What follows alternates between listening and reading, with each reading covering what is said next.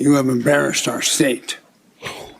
Is this what you returned to Minnesota to do after your time in Washington? Having served over 20 years in the military myself, I understand what it means to swear an oath. As a top-level military and elected official, you have taken an oath, and that becomes a sacred duty. That duty spells selfless service. Or did you somehow forget that?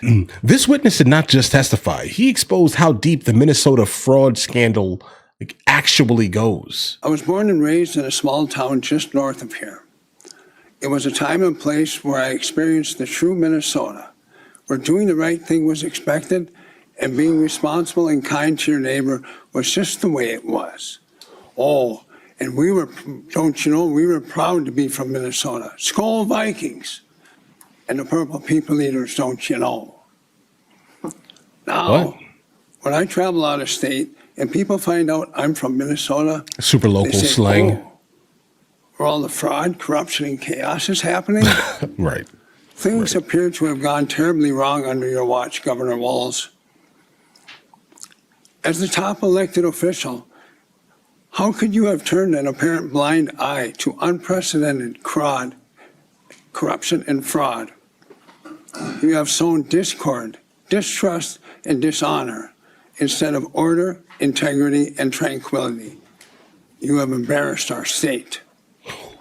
Is this what you returned to Minnesota to do after your time in Washington? Having served over 20 years in the military myself, I understand what it means to swear an oath. As a top-level military and elected official, you have taken an oath, and that becomes a sacred duty. That duty spells selfless service. Or did you somehow forget that? Billions have been stolen from the people and distributed to those pursuing unjust activities. We have patiently suffered in the hope that you would govern with truth and wisdom. We trusted you. You betrayed us. You let us down. If the lawlessness continues, you, Governor Walz, will be sentencing Minnesota to 1,000 years of darkness.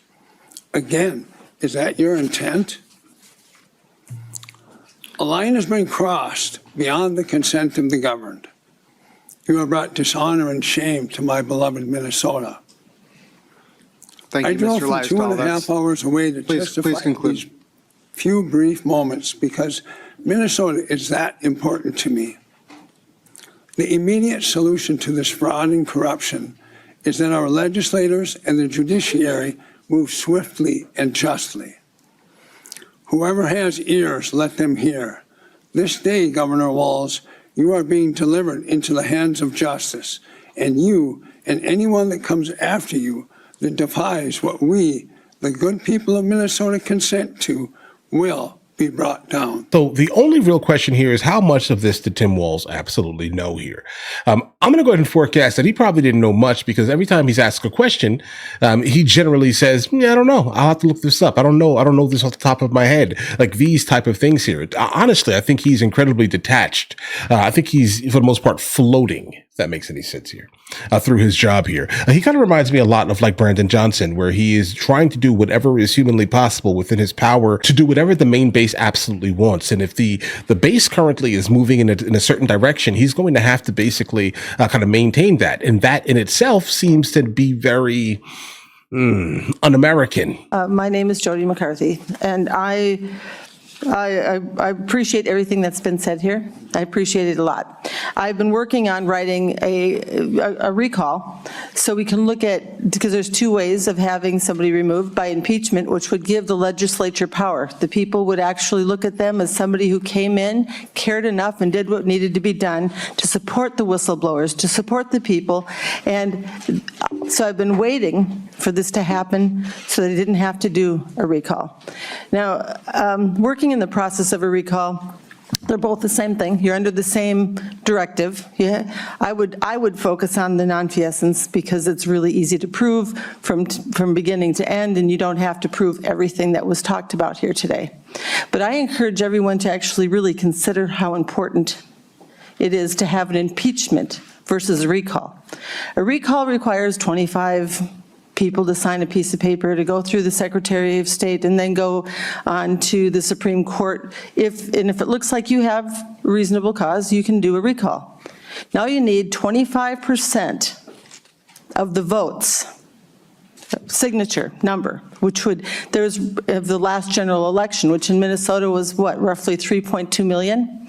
So you'd have to have nearly 1 million votes, or signatures.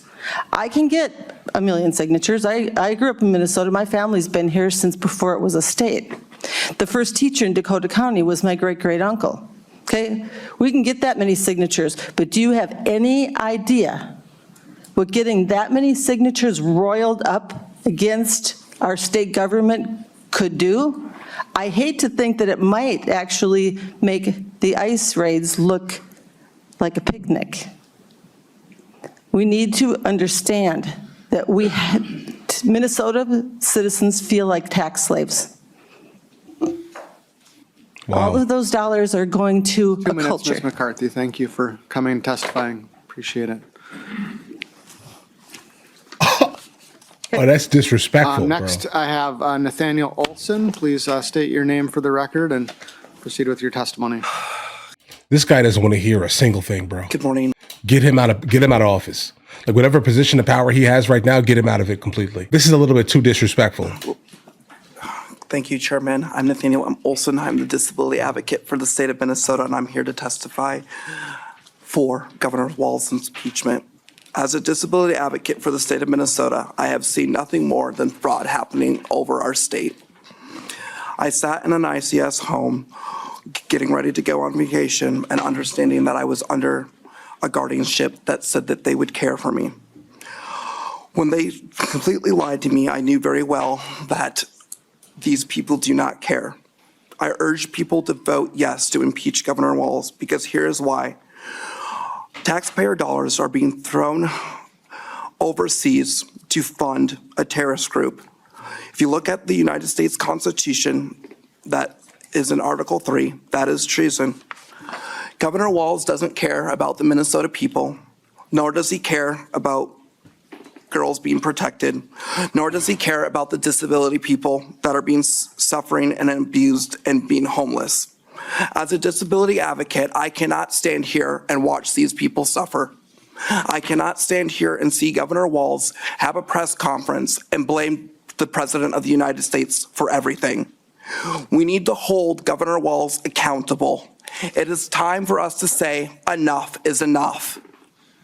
Governor Walz needs to go and suffer the consequences because I cannot sit here and watch these people suffer. So I urge everyone to vote yes to get rid of this governor. Keith Ellison has no place to serve as the Attorney General because he does not care about the Minnesota people either. Is that the It's guy more right up here? interesting that we can have 100,000 people show up for the Nose Kings protests, but I'm wondering where are the protests for the disability people? I'm wondering where are the protests for the families that have lost their kids in the state of Minnesota? Governor Walz can sit back and watch the people suffer because it's good for him. Thank goodness he was not Vice President of the United States because he cannot run the state of Minnesota. And why would we think he could run the United States if he cannot keep his own citizens safe? And Amy Klobuchar, she'll be Governor Walz 2.0 because she will Thank you, continue the Mr. Olson. We're fraud. Thank now you, over to- Mr. Representative.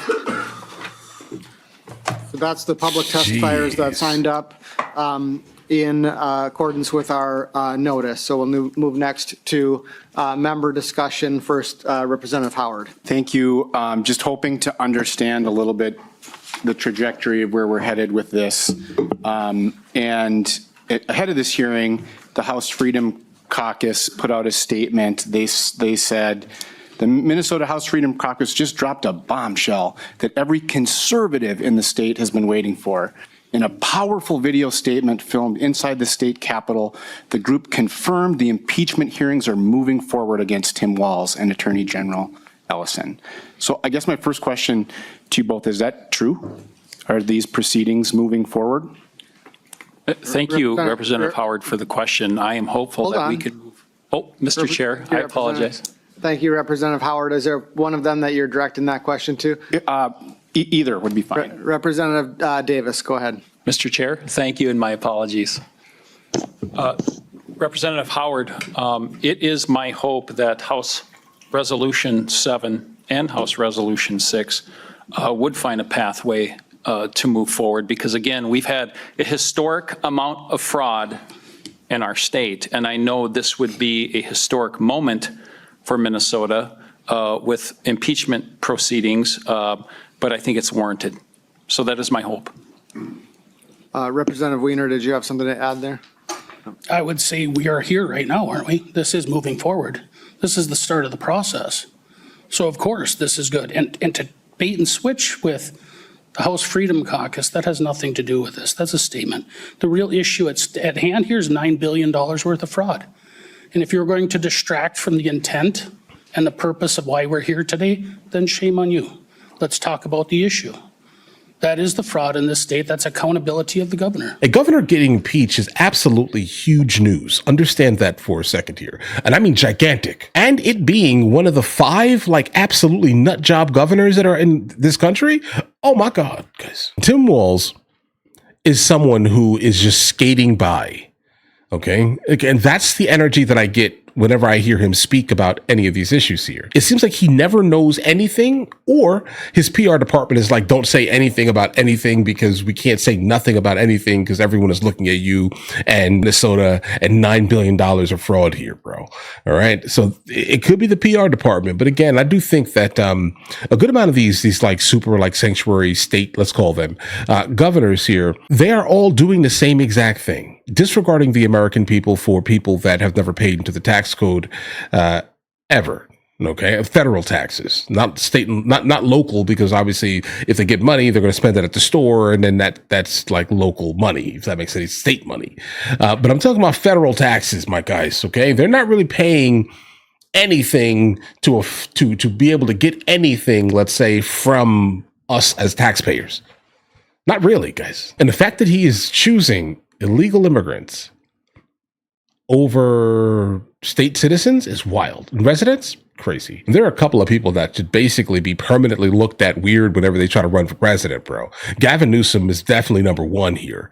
Okay. Kathy Hochul is probably going to be number 2, right? JB Pritzker is going to be number 3. You need to make sure you careful. Okay. If you want the United States of America to basically turn into some open border hellscape, then go for it. I guess if that's your goal, then please elect these absolute people that do not care about citizens or residents at all.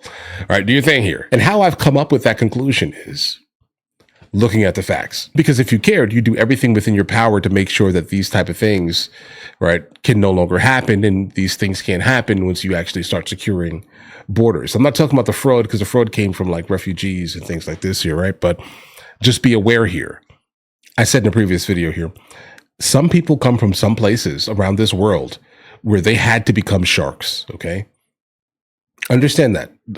See where I'm going here. They had to become sharks. So when they come to the United States of America that has been incredibly soft since the 40s, okay? Because there's nothing that ails us, let's just say this here. We're not close to any places that have the ability to basically touch us. So we've become very soft in the last 80 years, okay? We have been. Good times create soft people. You get what I mean here, guys?